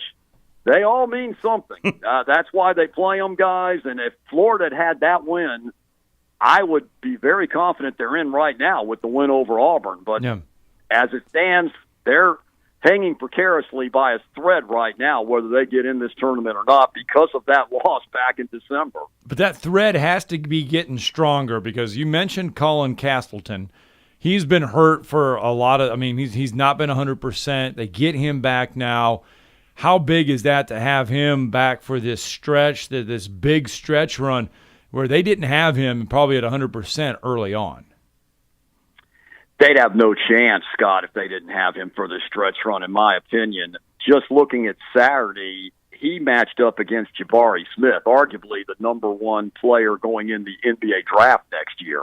Having seen him in person on Saturday, I think he's number 1 going into the draft. But Castleton has come back from the injury. I had my doubts whether he was 100% until Saturday. And I asked him that after the game. I said, looking at the performance, he looked 100%. And he said, yeah, it's taken him a while to get his stamina back and the strength back in his shoulder. But he said he does feel 100% now, and it's gigantic that Mike White and the program have been able to get him back. Some of us thought he might have been done for the season a couple of weeks ago. So having his presence, because he's the only low-post presence Florida really has as far as scoring underneath the basket, because they lost Jason Jatoba a couple of weeks back, a young man who was filling in for Castleton when he was out. So without Castleton or Jatoba, they were pretty much a perimeter outside shooting team. So it's not only what Castleton provides scoring-wise, but block shots-wise and rebounding. It's vital that they have him. And I think he might be the difference between getting in the tournament and not getting in. Ultimately, I know wins are how a coach is judged on, but usually there is a relationship that is developed between some boosters and fans and said head coach. You mentioned about Mike White. How is that relationship overall between Gator fans and Mike White? It's a weird dynamic, because Mike White on the surface looks like the ideal guy to run your program. Yeah. There's no signs of any violations. He's very mild-mannered. He's great to deal with from the media perspective. However, every year, Scott, we're in this situation where Florida seems to be fighting inevitably to get into the tournament. They seem to be around the bubble every single season. Now, in Coach White's defense, they've had some bad luck as well, injuries-wise. You mentioned Castleton was out of a few games this year. There's been years where they've had John Igbunu. I'm going back a few years, but he was out for the year, which could have made a difference. They've just seems like every year there's something that pops up that gets in the way. But so right now, it's kind of like the tournament as far as Mike White's relationship with the boosters. I think there's a significant faction that would like to go another direction, but the ironic part about it is this is Mike White's 7th year. Florida has been in the NCAA tournament 5 consecutive years in a row. I'm not counting the COVID year when nobody went 2020, but that aside, the last 5 NCAA tournaments there were, Florida's been in every one of them, and they've at least advanced past one game. They've won at least one game. They've never been one and done in the tournament since Mike White's been there. So it's just an interesting dynamic. But the biggest thing I think that hinders Mike White, he's the guy that followed the guy, meaning he followed one Billy Donovan. And it's kind of like years ago when Ron Zook followed Steve Spurrier. Didn't really matter what he did. It wasn't going to be enough, and I think that's kind of where Mike White is. But to Mike White's credit, he's lasted 7 years.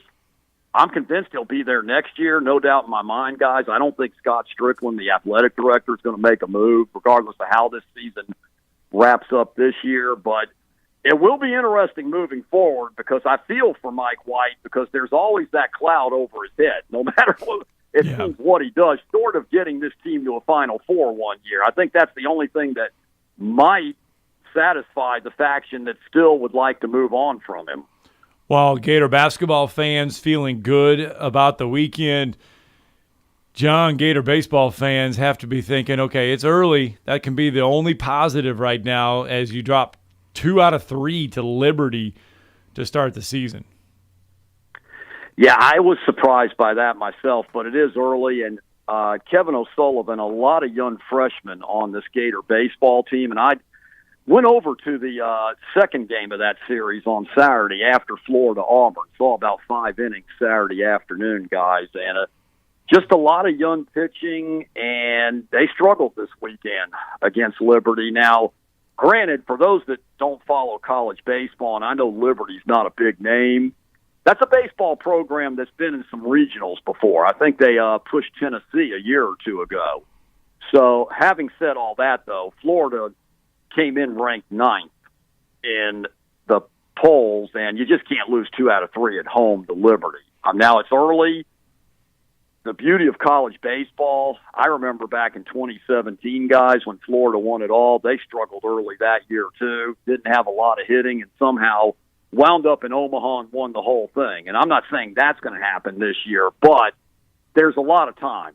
There's a lot of time to recoup from that first series. But for Kevin O'Sullivan, he said to us after Saturday, it's a lot of young guys. It's a work in progress, and it's not just about a number on a piece of paper. These guys have to play some games, mesh together, and see what happens. So there's some work to do for Florida baseball-wise moving forward. They've got a big series with Miami in a couple of weeks. That'll be interesting down in Coral Gables to see how that goes. They play Georgia State next weekend in Gainesville, so some work to be had, but I think the Florida baseball program's in good hands with Kevin O'Sullivan. I think things will be fine. John, I did want to get a gauge out of the gate for the first spring for Billy Napier down in Gainesville, taking things over. What you see as maybe a potential question mark that you would like answered, because we very rarely get questions answered in the spring, but with a new administrator, we might get a few more answers on how said team looks coming out of spring number 1. Well, the first thing I'm excited about, Scott, is that we're actually going to have a spring game.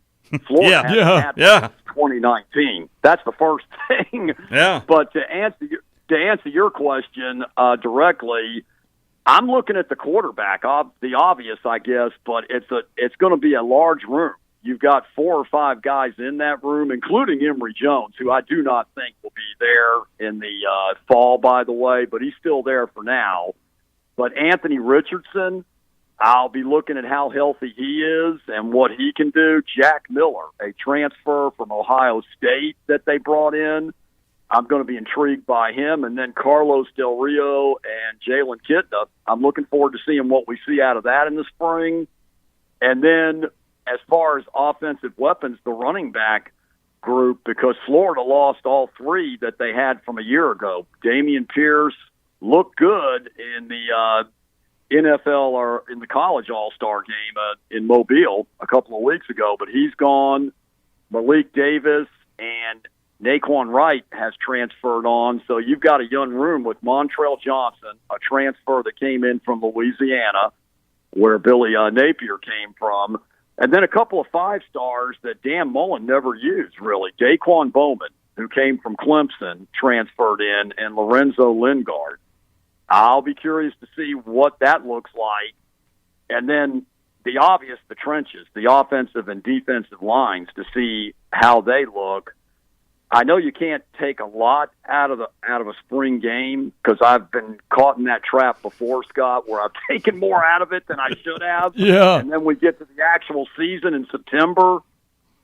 I'll be honest, the most interesting thing to me out of all this, though, regardless of what we see in the spring, I'm encouraged, and I think the fan base and most people that follow this program are encouraged by the players that have Florida on their list now when it comes to recruiting, which is the big pet peeve we had about Dan Mullen.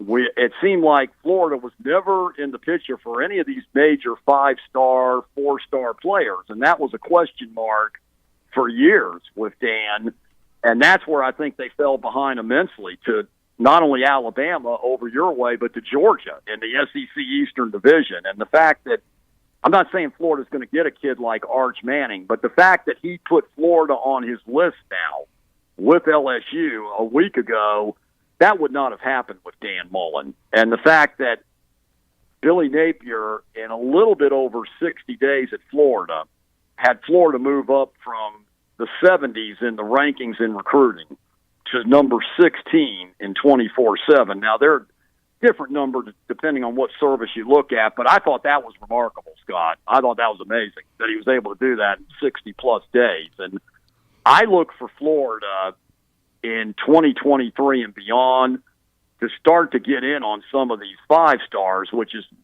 like I said, what they have not been doing, and I think that's been the biggest issue. It's been talent procurement, as Billy Napier said in his introductory press conference, and I think he hit the nail on the head, and building a foundation, a corporation to go out and recruit these kids. He knows he's got to get the talent. It's not just about what you do with the X's and O's.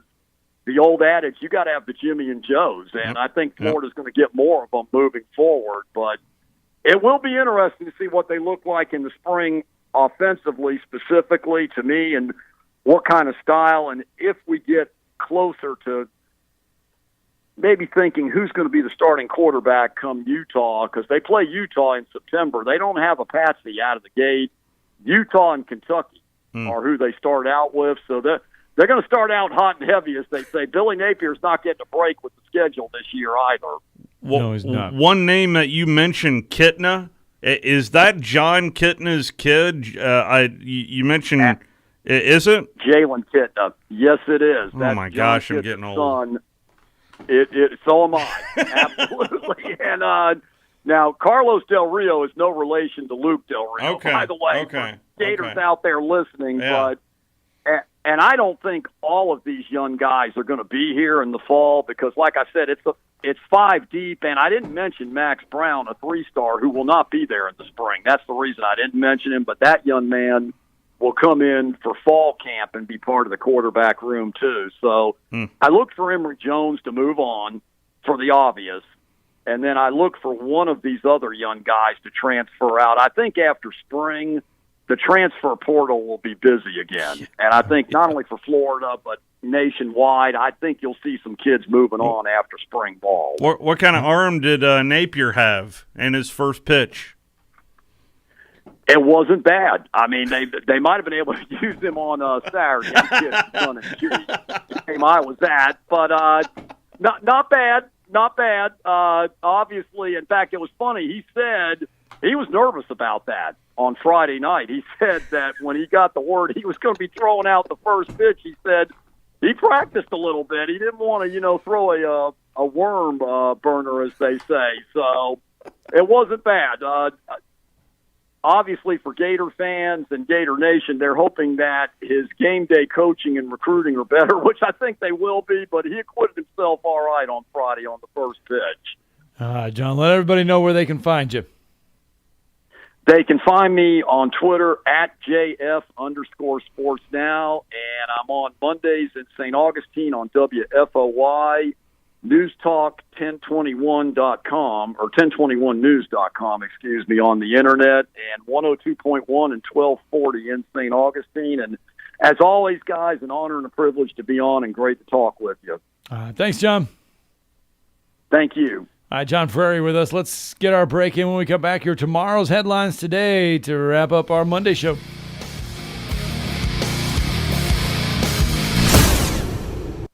You're listening to Talkin' Ball on 97.7 ESPN, The Zone. Tonight isn't just epic, it's extreme. That's right. The premiere of AGT Extreme with the biggest, most exciting acts you've ever seen. Like people swimming less than 30 minutes after they eat. Extreme. More like huge jaw-dropping acts. No special effects, no stuntmen, 100% extreme. Like full contact knitting. Extreme. Not exactly. This one's hosted by Terry Crews with judges Travis Pastrana, Nikki Bella, and Simon Cowell. Ooh. AGT Extreme premieres tonight on NBC. Or a bunch of puppies. Oh. Extremely cute. I give up. Tom Luganbill here for my friends at Woody Anderson Ford. Bobby White and his team take great pride in their service department, and you can see it the moment you walk into those beautiful new service lanes. And just like a championship team, they all work together to make sure your experience is second to none, whether you drive a Ford or not. Also, check out the gold certified pre-owned inventory at Woody Anderson Ford for great deals every day.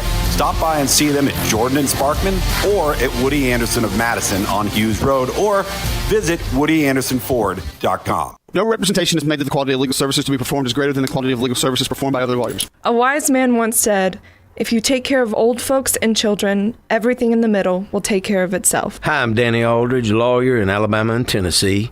In the next 20 years, the number of those folks over 65 years of age will more than double.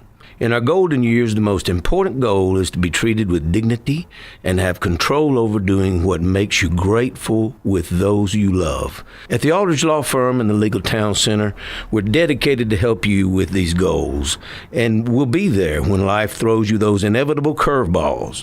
Let us assist you with your legal needs, whatever they may be or become. You may reach us by phone at 256-534-3188 or online with Dan at danaldridgelaw.com. Just remember, we're here to help. Whether it's personal injury, wrongful death, fraud and cheat, or estate planning made complete, we're here to help. This is Wes Neighbors talking to Chris Haygood of Bob Wallace Appliance. Chris, what sets you apart from other appliance dealerships? Wes, these appliances are going into the most used room in your house, your kitchen. The way we have these appliances displayed, it's easy for you to visualize how they'll look in your home. Wes, what sets us apart is the people. They're well trained. In fact, they live and breathe these appliances. And if you need service, you'll really appreciate our parts department. Contact Bob Wallace Appliance at 256-533-2121.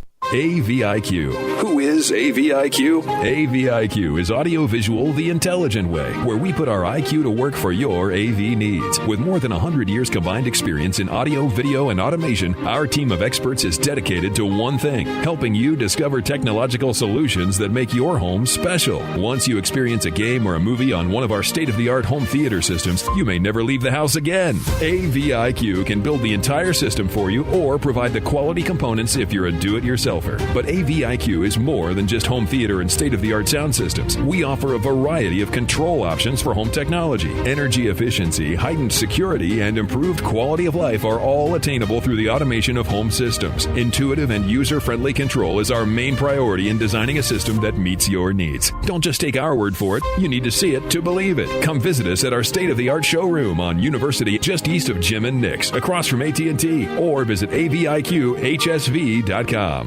HPD just rolled up on a wreck at Winchester and Pulaski Pike. Sounds like it's going to be a no injury. They'll get it out of the way pretty quick. Everything else looking good this morning. We've had several other accidents, but they've all been cleared quickly. Dr. Sandman has the Somnodent, a safe, insurance-approved alternative for snoring and sleep apnea. Dr. Randall Sandlin, 350-CARE. Captain Nick in the 72 and Jeff Popeye Skywatch Traffic Center. This segment of Talkin' Ball is brought to you by University Kia, the #1 volume Kia dealer in the state of Alabama. Located online at universitykia.com.